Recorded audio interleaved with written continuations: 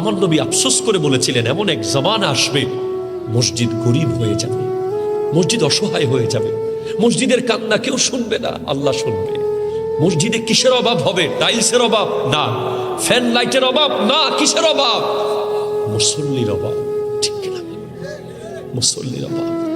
এই মুসল্লিগুলো যেন সব মসজিদে চলে যায়। আমি আপনাদেরকে বলবো, সিজদাকে লম্বা করবেন, সিজদাকে সালাম ফিরাইয়া দৌড় দেবেন না, সিজদাকে লম্বা করুন, চোখের পানি ফেলুন, কান্না করুন, কবরের সামান জোগাড় করুন। যখন আমাদের এমপি সাহেবের নাম কি বলছেন? গাজী সাহেব। গাজী সাহেবের সাথে 5 মিনিটের যখন আপনার একটা অ্যাপয়েন্টমেন্ট ফিক্স হয়, ওই 5 মিনিট নিঃশ্বাস বন্ধ হয়ে যাবে আপনার। এরপরেও নিঃশ্বাস ফেলবেন না, কারণ সময় মাত্র 5 মিনিট।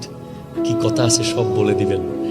আর মাননীয় প্রধানমন্ত্রীর সাথে যে 10 মিনিটের একটা সুযোগ পান, আপনি তো 1 মিনিটও অপচয় করবেন না। অথচ কত প্রটোকল মেনটেন করে যেতে হয়েছে, কত এসএসএফ, র্যাব, পুলিশ, কত কিছু পার করে গেছেন। আর যিনি পৃথিবীর কোটি কোটি প্রধানমন্ত্রীকে বানিয়েছেন, উনি আপনার রব। যিনি আমেরিকার প্রেসিডেন্টকে বানিয়েছেন, উনি আপনার রব। যিনি ইউরোপের, যিনি ওই রাশিয়ার প্রেসিডেন্টকে বানিয়েছেন, উনি আপনার রব।